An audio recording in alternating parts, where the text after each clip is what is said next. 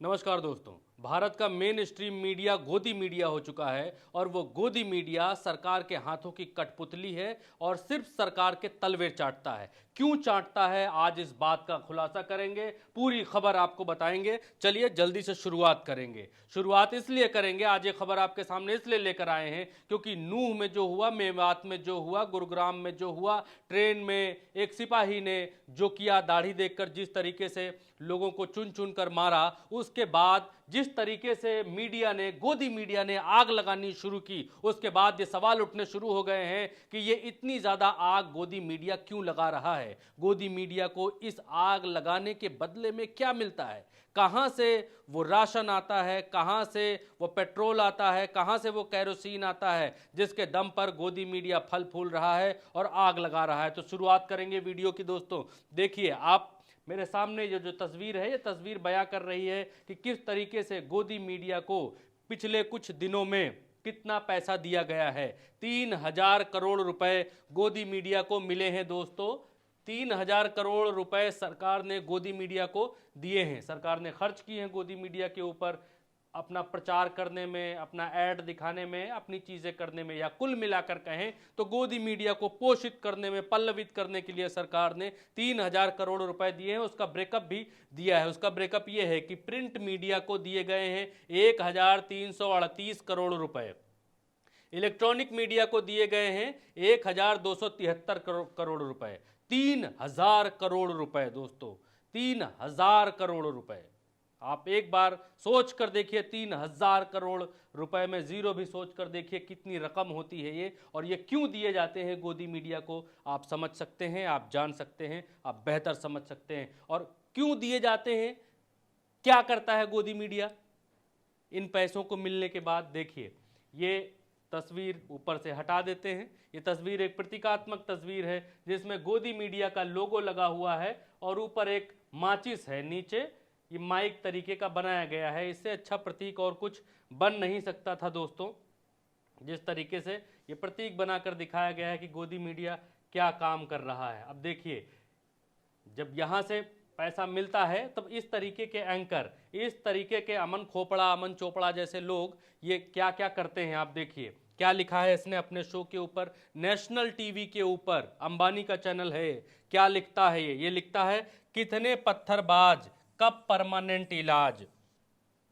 पत्थरबाजों से कहने का मतलब इसका क्या है, किसको पत्थरबाज कहना चाहता है। हालांकि ये एक हमने तस्वीर यहाँ पर लगाई है, ऐसी ऐसी तस्वीरें हैं कि परमानेंट इलाज की बात जो इसने लिखी है, वो परमानेंट इलाज की बात इसने यहूदियों के नरसंहार को लेकर लिखी हुई है यहाँ पर। खैर, उसकी डिटेल में नहीं जाएंगे, लेकिन हम लोग बात इस समय कर रहे हैं कि इतना पैसा मिलता है, किस लिए मिलता है, क्या करने के लिए मिलता है, ये लोग क्या करते हैं। सरकार चाहे, अगर ये सरकार चाहे तो लगाम लगा सकती है कि क्यों जी, मोदी जी चाहे तो पूछ सकते हैं कि क्यों जी, तुमको जब इतना पैसा हम देते हैं तो ये हिंदू मुसलमान करने के लिए देते हैं, ये हिंदू मुसलमान करते हो हमारे पैसे से, हैं? तुमको प्रचार प्रसार करने के लिए पैसा दिया जाता है, तुमको ऐड के लिए पैसा देते हैं, उस पैसे से तुम ये करते हो। देखो क्या शो करता है ये, देखिए आप, ये करता है हिंदुओं के खिलाफ महागठबंधन। शाम 7:30 बजे सड़क पर नमाज, मजहब या मनमानी, हिंदुओं से डराएंगे, हिंदू फोबिया फैलाएंगे, हिंदुत्व पर चोट, हिंदू देंगे वोट, हिंदू भगाओ, योगी राज में हिंदुओं के अच्छे दिन, मस्जिद नहीं जली, अफवाह कैसे फैली, हिंदुओं के दर्द पर किसका झाड़ू, श्रीनगर से अमन चोपड़ा के साथ, हिंदू कब तक टुकड़े टुकड़े होंगे, देश की हार, बिल से निकले गद्दार, देश के गद्दारों को पहचानो, देश की हार, बिल से निकले गद्दार। ऐसे इस तरीके के ये शोज करता है नेशनल टीवी पर, ये न्यूज़ दिखाता है, इसके हिसाब से ये न्यूज़ है। इस तरीके के गोदी मीडिया के हिसाब से ये हिंदू मुसलमान वाला, देश के गद्दारों को ये पकड़ेगा, देश के गद्दार। ये नहीं, मोदी जी नहीं पकड़ पा रहे हैं देश के गद्दार, मोदी जी से नहीं पकड़े जा रहे हैं, उनकी सरकार से नहीं पकड़े जा रहे, लेकिन ये देश का गद्दार पकड़ रहा है, स्टूडियो के भीतर बैठकर नफरत फैला रहा है, नफरत बांट रहा है। और इसीलिए वो ट्रेन में जो उस कांस्टेबल ने कहा कि गोदी मीडिया भी हमारा यही कहेगा कि ये लोग पाकिस्तान से ऑपरेटेड होते हैं और योगी मोदी को ही वोट देना है, तो योगी मोदी को वोट देना है। बहरहाल आपने देखा कि कितना पैसा गोदी मीडिया को मिल रहा है। ये सब करते हैं ये गोदी मीडिया वाले, ये सब पैसा मिलने के बाद। जब इतनी रकम बट रही है, इतनी रकम बटने के बाद इधर से इनको कुछ नहीं कहा जा रहा है कि क्या कर रहे हो, इस पैसे का उपयोग ऐसे कर रहे हो, चैनल चलाने में ऐसे ऐसे दुरुपयोग कर रहे हो, हिंदू मुसलमान करते हो, तुमको समाचार देखने के लिए दिखाने के लिए लाइसेंस दिया गया था, तुमको न्यूज़ दिखाने के लिए लाइसेंस दिया गया था, और तुम नफरत फैलाने का लाइसेंस लेकर बैठ गए। वो आगे की एक और पीछे आपने अभी देखा कि कितने पत्थरबाज परमानेंट इलाज कब, ये लिखता है, इसे तो राइम भी नहीं बन पाती है हम लोगों से, जिस तरीके के ये मक्कार लोग ऐसे लिखते हैं। अब यहाँ पर देखिए इसने क्या लिखा है, भगवा से नफरत शोभा यात्रा पर आफत। किस तरीके से एक तरफा चीज़ें ये लिखता है। खैर छोड़िए इसको। ये द डेक्कन हेराल्ड एक पेपर है, और उस पेपर ने इस पूरी जो रकम इन लोगों को मिलती है, अंबानी के चैनल्स को मिलती है और दूसरे जितने गोदी सेठ हैं उन सब के चैनल्स को मिलती है, वो रकम है 3000 करोड़ रुपए। और उसका पूरा ब्रेकअप इन लोगों ने, डेक्कन हेराल्ड नाम का एक अंग्रेजी अखबार है, अंग्रेजी वेबसाइट है, उस पर ये पूरा ब्रेकअप छपा हुआ है कि कितने रुपए किसको मिलते हैं, कब कब मिले, कब से कब के बीच में है। तो ये 2019 से 2023 के बीच की ये रकम है कि 3000 करोड़ रुपए इन जैसे लोगों के ऊपर खर्च किए हैं भारत की सरकार ने।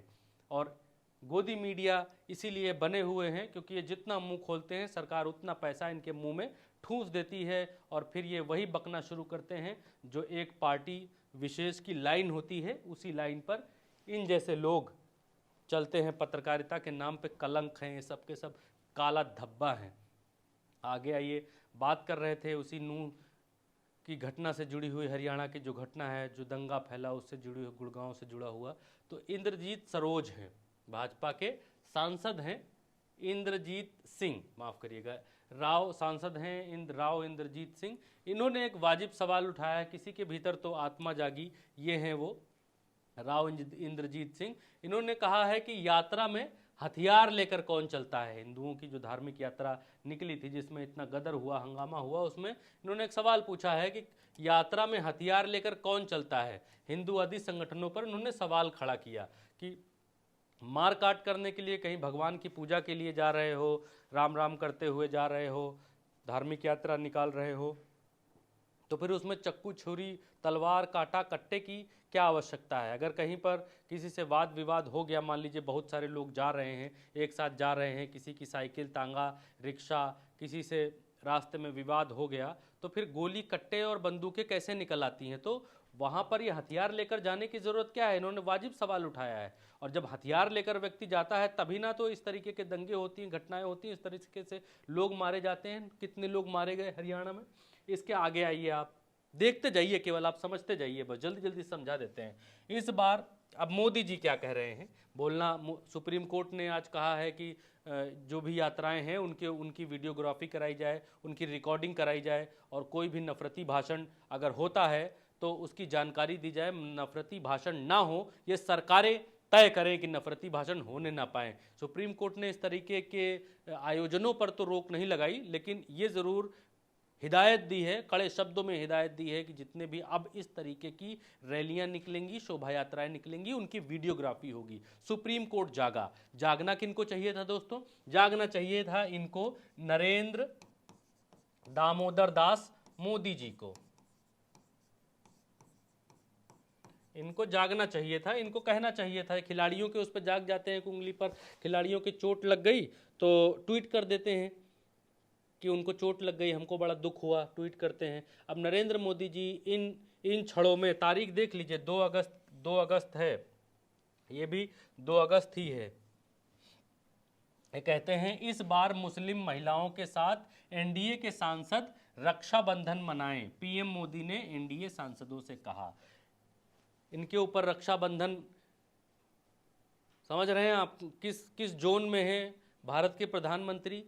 सांसदों से रक्षाबंधन मनाने की अपील मुस्लिम महिलाओं के साथ कर रहे हैं। ये वही नरेंद्र मोदी हैं जो मणिपुर में जो घटना हुई, जिस तरीके की नृशंस घटना मणिपुर के भीतर हुई, उसके ऊपर कुछ नहीं बोलते हैं। उसके ऊपर संसद में बुलाने के लिए इनको अविश्वास प्रस्ताव पास कराना पड़ा विपक्ष को। अविश्वास प्रस्ताव के जरिए ये बाध्य होंगे संसद में जाने पर। ये और ये मुस्लिम महिलाओं के साथ जो है वो रक्षाबंधन मनाने की अपील कर रहे हैं। कितने कितने ये उत्सुक हैं, कितने चिंतित हैं मुस्लिम महिलाओं के लिए। आप देखिए इनको कि मुस्लिम महिलाओं के साथ रक्षाबंधन मनाया जाए। सब सांसद जो हैं वो मुस्लिम महिलाओं के साथ रक्षाबंधन मनाएं। वो महिलाएं नहीं है जो मणिपुर में उनके साथ क्या हुआ और क्या क्या हो रहा है उसके ऊपर ये कुछ नहीं बोलते, उसके ऊपर ये मौन धारण किए हुए हैं, इनको कुछ नहीं बोलना। उसके ऊपर संसद में घसीटे जा रहे हैं, अविश्वास प्रस्ताव पारित करके विपक्ष घसीट रहा है कि बोलिए, एक अपील कर दीजिए कम से कम मणिपुर के लिए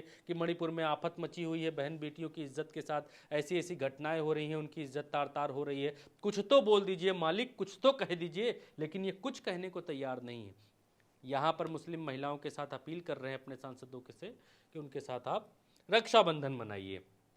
फिर आइए, इनको बोलना चाहिए था नूह की घटना पर, इनको हरियाणा की घटना पर बोलना चाहिए था, इनको गुड़गांव की घटना पर बोलना चाहिए था। दिल्ली से पीछे ही है गुड़गांव, बहुत दूर नहीं है, लेकिन ये नहीं बोले। देश के प्रधानमंत्री हैं, ये कहाँ बोलते हैं? सिर्फ चुनाव की चीज़ों पर बोलते हैं, जहाँ तो रैली में बोलते हैं या मन की बात में बोलते हैं। ये ऐसी जगह पर बोलते हैं जहाँ से कोई वोट मिलना हो, ऐसी जगह नहीं बोलते हैं जहाँ पर कहीं शांति कायम हो या इनके बोलने से कहीं पर कुछ जो अफरा तफरी मची हो वो अफरा तफरी रुक जाए, इनके बोलने से अगर मणिपुर की हिंसा थम जाए, रुक जाए। क्योंकि इनके अपील करने में बड़ी दम है। अपील करते हैं तो लोग थाली बजाने लगते हैं, ये अपील करते हैं तो लोग ताली बजाने लगते हैं, ये अपील करते हैं तो लोग मोमबत्ती लेकर खड़े हो जाते हैं, ये अपील करते हैं तो लोग जो है घरों में कैद हो जाते हैं।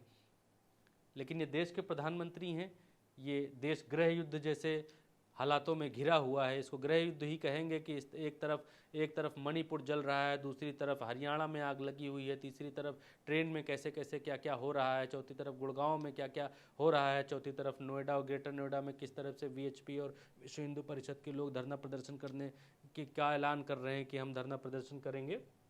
इनको फ़र्क नहीं पड़ता। अब आ गया ये हैं गृह मंत्री देश के, देश की सुरक्षा की जिम्मेदारी इनके ऊपर है। ये क्या कहते हैं इनको भी आप देखते चलिए। एमपी चुनाव हम जीते तो 50 साल केंद्र में बीजेपी सरकार रहेगी, ये कहना है अमित शाह का। कहना क्या चाहिए? कहना चाहिए भाइयों बहनों हिंसा मत करो, भाइयों बहनों आप लोग जो जुलूस निकाल रहे हो शांति से निकालो, किसी तरीके का दंगा नहीं होना चाहिए, देश में शांति कायम रहनी चाहिए। नरेंद्र मोदी जी जो कह रहे हैं कि भारत विदेशों में डंके में ये बीच में कह के आते हैं कि सब चंगा है, भारत में सब चंगा चल रहा है, चंगा सी, तो वो चंगा बनाए रखो, सब लोग चंगे से रहो। लेकिन ये क्या कह रहे हैं? ये कह रहे हैं, तारीख भी देख लीजिए, कोई आपको फेक न्यूज़ नहीं मिलेगी। तारीख है 2 अगस्त 2023 को। ये न्यूज़ 24 नाम की वेबसाइट है और न्यूज़ चैनल है जिसने ये छापा हुआ है कि एमपी में हम चुनाव जीते तो 50 साल केंद्र में बीजेपी सरकार रहेगी। गृह मंत्री अमित शाह ने इंदौर में बीजेपी कार्यकर्ताओं से ये कहा। इनको कहना ये चाहिए था बीजेपी कार्यकर्ताओं से कि किसी तरीके का कोई अनिष्ट ना होने पाए, किसी तरीके की कोई दिक्कत ना होने पाए। आगे देखिए, आगे भी देखना ज़रूरी है क्योंकि जिस तरीके के किस्से कहानियाँ चल रही हैं उस तरीके से बताने बैठेंगे तो पूरी रात हो जाएगी। लेकिन जल्दी जल्दी से आपको समझा देते हैं दोस्तों, जल्दी जल्दी से आपको बता देते हैं। इस पर चिंतित कौन है? इस पर चिंतित वो नहीं है जिनको चिंतित होना चाहिए। इस पर इनको चिंतित होना चाहिए, चिंतित नहीं है। इस पर इनको चिंतित होना चाहिए, चिंतित नहीं है। इस पर मेन स्ट्रीम मीडिया के इस व्यक्ति को चिंतित होना चाहिए, पत्रकारिता के नाम पर धब्बे को चिंतित होना चाहिए, लेकिन ये चिंतित नहीं है। ये नेशनल मीडिया पर बैठता है जिसके ऊपर सरकारें इतना खर्च करती हैं, इतना खर्च करती हैं, 3,000 करोड़ रुपए खर्च करती हैं, जिनके ऊपर सरकारें ये चिंतित नहीं है। ये फैला रहे हैं हिंदू बचाओ, हिंदू भगाओ, हिंदू हिंदू मुस्लिम, हिंदू मुस्लिम, ये कर रहे हैं। लेकिन चिंतित कौन है? आप देखिए, चिंतित है कौन? असली पत्रकार जो है चिंतित वही होगा, फिर अंजाम चाहे जो हो। अब ये देखिए रवीश कुमार हैं, चिंतित हैं, कहते हैं, सुनिएगा। गोदी मीडिया 10 साल से जहर फैला रहा है, विपक्षी दलों को अपना आलस्य छोड़ जनता तक पहुंचने के लिए दूसरा रास्ता खोजना चाहिए। कार नहीं तो पैदल चलिए। आप इन्हें जितना भी विज्ञापन दें, इनके एंकरों को इंटरव्यू दें, मगर चुनाव में सिंगल कॉलम स्पेस नहीं मिलने वाला है। 2019 का ही कवरेज देख लीजिए, 2024 में भी यही होगा। विपक्षी दलों के नेता इन चैनलों में कैसे जा सकते हैं? सभी को एक प्रतिनिधिमंडल बनाकर मुकेश अंबानी के पास जाना चाहिए, कहना चाहिए कि उनके चैनल पर बैठे 2 एंकर जहर फैला रहे हैं। आप क्यों इन एंकरों के सामने लाचार हैं? क्या ये एंकर अंबानी समूह के मालिक हैं? एनबीडीएसए ने फाइन किया है। सुप्रीम कोर्ट की कई टिप्पणियां हैं। ये एनबीडीएसए की जो बात कर रहे हैं रवीश कुमार, वो बात कर रहे हैं जो अमन खोपड़ा हमने आपको पीछे दिखाया है, इसके ऊपर एनबीडीएसए ने 25,000 रुपये का फाइन लगाया था। इसी तरीके से ये मुंह से आग उगल रहा था, हिंदू मुसलमान कर रहा था उसके ऊपर। मुकेश अंबानी का नाम लेकर अपील करनी चाहिए, फिर जनता के बीच जाकर हर भाषण में इन चैनलों और अखबारों के बारे में बताना चाहिए कि हर रैली और हर पदयात्रा में अगर इतना नहीं कर सकते तो फिर घर में रहिए। जो गोदी मीडिया से नहीं लड़ रहा है वो लड़ ही नहीं रहा है, बाकी सब खाना पूर्ति है। ये रवीश कुमार का कहना है। इन्होंने अपील की है कि विपक्ष से कि गोदी मीडिया के चैनलों पर जो मुर्गा लड़ाने बैठ जाते हैं, बहुत चाव से जाते हैं, 70 जूता खाते हैं, फिर भी तमाशा घुस कर देखने जाते हैं, वो करना बंद करें। एक प्रतिनिधिमंडल बनाएं, अंबानी के पास पहुंचे और उनसे कहें कि आदरणीय अंबानी जी, आप तो मुसलमानों से, सऊदी से, दुबई से, ईरान से, इराक से बड़ा पैसा बनाते हैं, बड़ा बिजनेस करते हैं, लेकिन आपके चैनल, आपका गोदी मीडिया, आपका एंकर, आपका खरीदा हुआ चैनल और आपके खरीदे हुए चैनल भारत में इस तरीके से नफरत फैला रहे हैं, आग फैला रहे हैं, दो समुदायों के बीच की हिंसा में आग डाल रहे हैं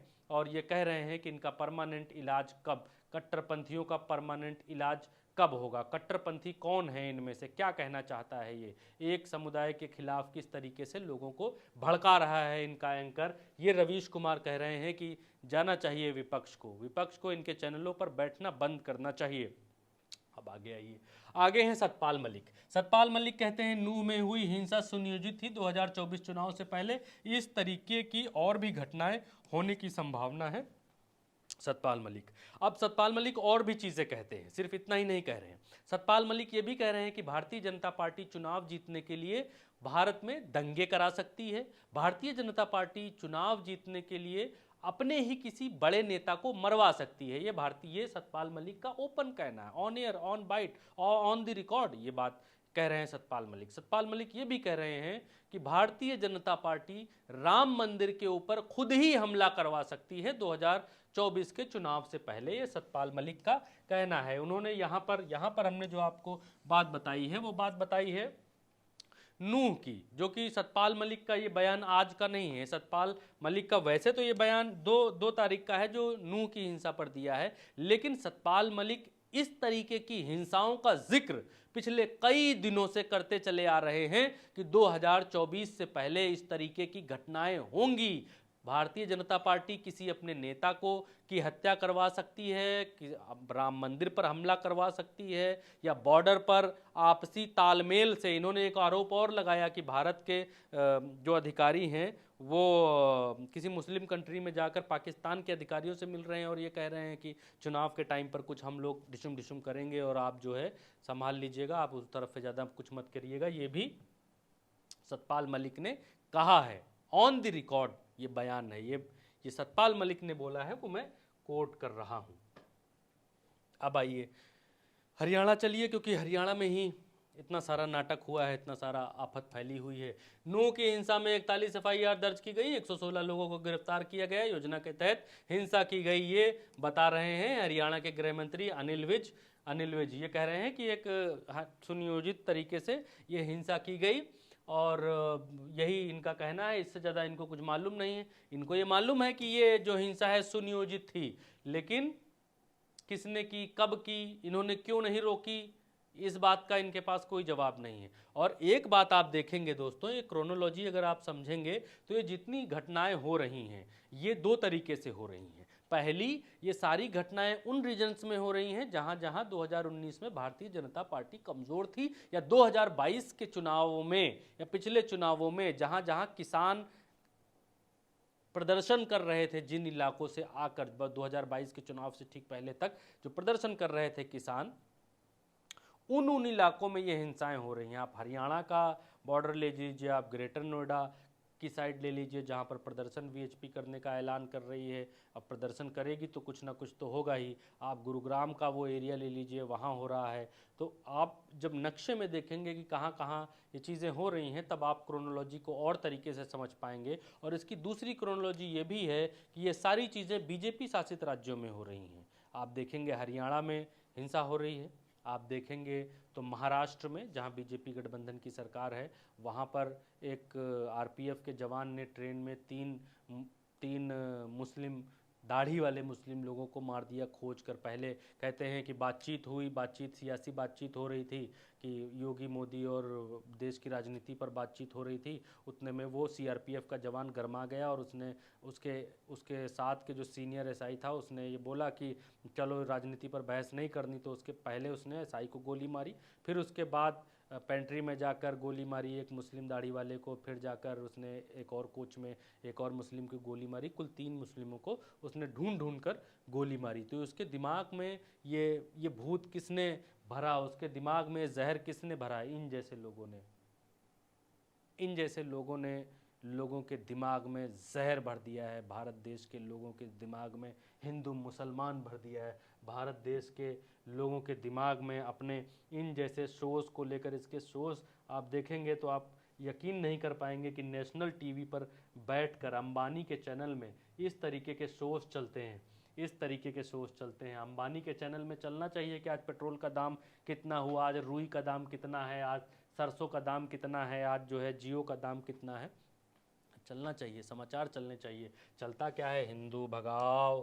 हिंदू भगाओ, सड़क पर मजहब नमाज, हिंदू डराएंगे, हिंदुत्व चोट। हम आपको दिखा चुके हैं इस जैसे लोग देश में नफरत परोस रहे हैं, और नफरत परोसने के लिए इनको यहाँ से टॉनिक मिल रही है। ये 3000 करोड़ रुपए की टॉनिक मिल रही है इन जैसे लोगों को, उसमें ये मौज कर रहे हैं, ऐश कर रहे हैं और मजा कर रहे हैं। सरकार को भी इससे कोई लेना देना नहीं है। जितना हिंदू मुसलमान करो, आप इनकी लाइन पर ही हैं। दोस्तों, इस वीडियो में अभी इतना ही। उल्टा चश्मा यूसी पर आप ये वीडियो देख रहे हैं। अगर फेसबुक के पेज पर देख रहे हैं तो फेसबुक को फॉलो करिए, और यूट्यूब पर देख रहे हैं तो सब्सक्राइब करना मत भूलिए।